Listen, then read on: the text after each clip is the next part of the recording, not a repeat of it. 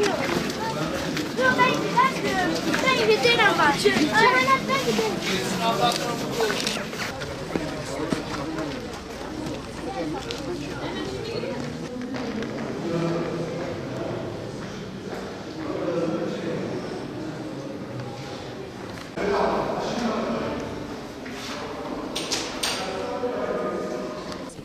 Ben hafızlık öğrencisiyim. Allah peygamberlerinden razı olsun. Bu sınava katıldığım için çok mutluyum. Kolaydı. Çok güzel geçti. 3 defa kitabı okudum ve Peygamber Efendimizin hakkında çok güzel bilgiler bildim. Ben hafızlık öğrencisiyim. Allah peygamber sevdalardan razı olsun. Çok güzel bir sınav hazırlamışlardı yani. Güzel geçti ama bazı yerlerde boş bıraktım. İnşallah kazanırız. Yani bilmiyorum işte. Evet.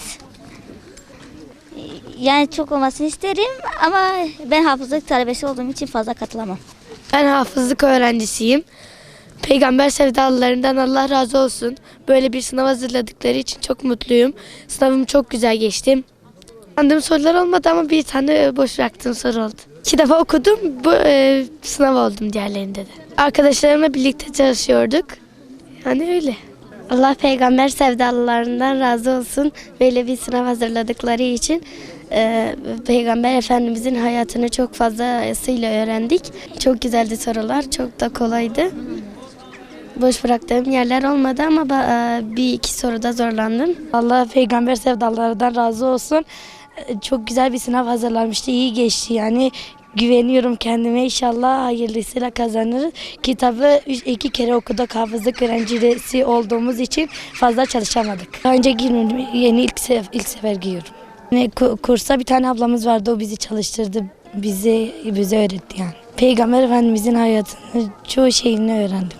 Peygamber Efendimizin hayatını öğrenmek çok güzel bir şeydir. Sınav çok güzeldi. Boş bıraktığım yerler oldu. İyi geçti, normal geçti.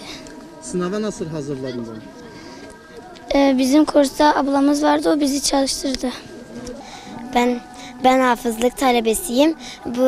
Bu sınavın her sene tekrarlanmasını istiyorum. Ben okuduğum kitabı bir kere bitirdim. Ondan sonra içindeki bilgileri yaptım, öğrenmeye çalıştım. Neler anlattığını kavramaya çalıştım. Ben oradan Peygamber Efendimizin hayatını ve savaşları öğrendim. Ve Allah peygamber sevdalarından razı olsun. İyi geçti. Çok şükür elhamdülillah. Tabii ki de önemli yerleri çizdim. Not aldım. Bir defa okudum. Kitapta işkence çekenler mesela vardı. Onları öğrendim. Peygamber Efendimizin hayatını öğrendim. Bayağı öğrendik bilgiler.